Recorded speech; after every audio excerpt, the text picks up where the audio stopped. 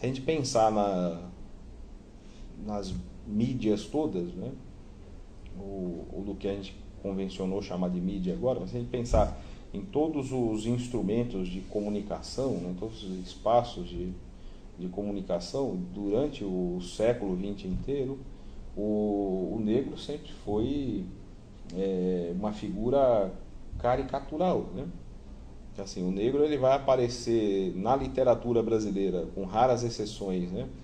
Sempre numa posição secundária, enfim, né? Ou como reflexo até da posição que ocupa na sociedade, mas recebendo, né, como atributo ali um atributo de qualidade pessoal ou genética, enfim, né? As razões desse lugar que ocupa.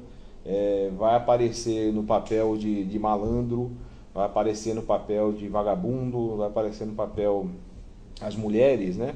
A mulher negra é hipersexualizada, né? Ela vai aparecer sempre como um pedaço de carne, né? Um objeto ali sexual, enfim, não só usada assim, embora a violência sexual contra a mulher negra, que sempre foi sistemática, né, no processo da escravidão, enfim, e persistiu no tempo,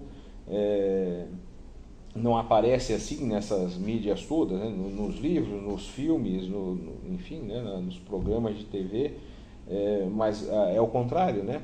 A mulher negra vai aparecer como a figura sedutora, né, que sensualiza, né, que convida para o sexo, né, essa coisa toda. Então essa forma caricatural como o negro aparece é bastante grande. Há uns anos atrás, em programas de televisão, era muito comum a gente ouvir essas piadas de mau gosto que expressam o racismo, enfim, que está ali embutido nas pessoas, né? Na própria televisão, né? Se pegar programas assim aparentemente inofensivos, né? Que crianças assistiam demais, né? Como os Trapalhões, né? Que foi assistido, acho que por quase todo mundo que hoje tem aí na faixa dos, sei lá, dos 40, 50 anos, quando era criança, adolescente. Um dos personagens lá, que era o Mussum, ele era tratado o tempo todo como macaco, como urubu, como, né? Ele era, por conta da sua etnia e por conta da cor da pele, pelo fato de ser preto, ele era tratado de um jeito diferenciado ali dos demais, né? E as novelas da principal emissora de televisão ali sempre retrataram o negro como em posições inferiores, né? Como um empregado doméstico, a cozinheira, o motorista, enfim, né? E recentemente uma novela da Globo colocou o negro como protagonista, e ao colocá-lo como protagonista ele era um tonto, né? Ele era um imbecil, né? Então, enfim, mas isso tem mudado com o tempo também. E eu insisto de novo, eu acredito que é a ação do movimento negro organizado, os vários movimentos negros organizados pelo Brasil ao longo do tempo, que passaram por fases diversas aí ao longo do século XX, é a ação desses movimentos que tem conseguido fazer com que isso se reverta, né? Fazer com que as pessoas, com que a televisão, enfim, né, e todos os demais canais de comunicação comecem a rever essas posturas, né? O que é, sem dúvida, positivo, né? Você começa a eliminar isso, né?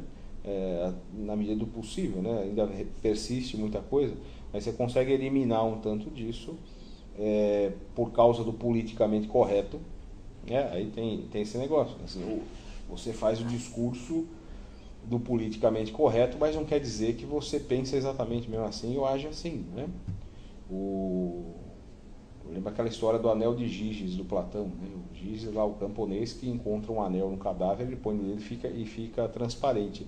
Quando ele consegue ficar transparente, ele sai fazendo tudo ao contrário do que ele sempre fez, né? Então, assim, na frente das pessoas, nós somos levados a agir de determinadas maneiras que não correspondem exatamente às coisas que nós pensamos, às coisas que nós queremos, né?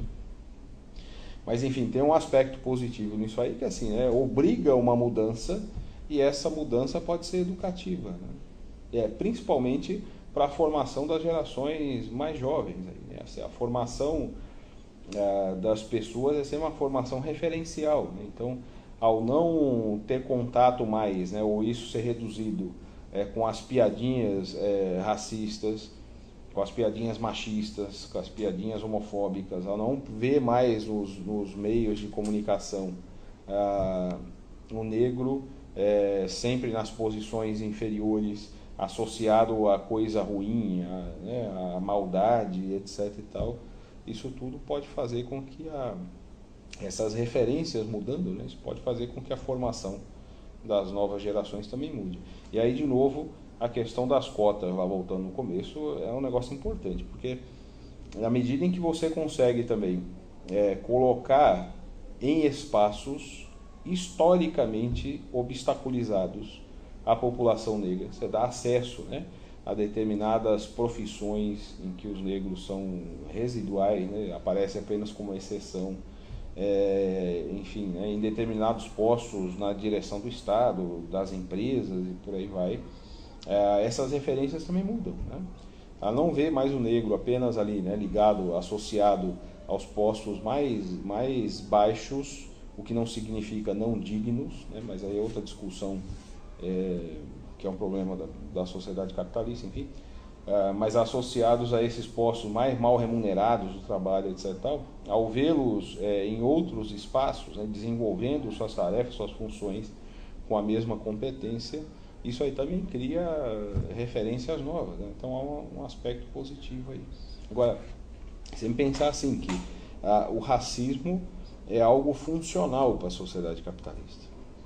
A gente pode jamais deixar de perceber isso. Não pode parecer assim que o racismo, como ele ocorre aqui no Brasil, ele pode simplesmente desaparecer, né, em algum momento aí, por força de medidas afirmativas ou medidas educativas e coisas do gênero.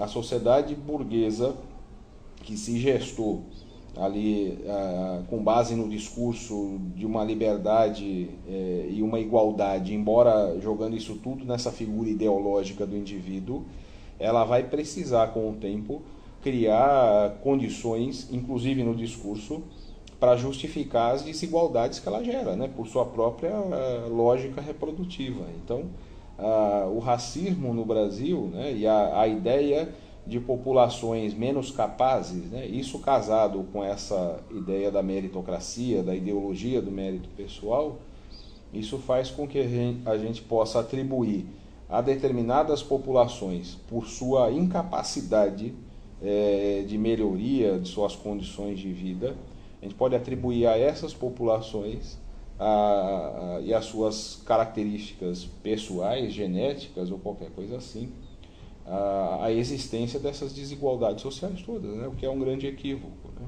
A sociedade capitalista tem que pensar como um conjunto articulado de estruturas, né? Os indivíduos estão distribuídos aí nessas relações sociais e eles estão distribuídos não por vontade própria, né?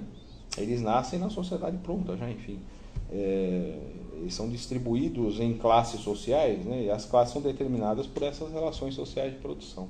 O racismo vai se tornar funcional à ordem capitalista exatamente porque ele auxilia, em primeiro lugar, a explicação, né, ou permite uma explicação plausível dentro da ideologia para as desigualdades sociais, né? Quer dizer, atribui a essa população a razão da sua miséria.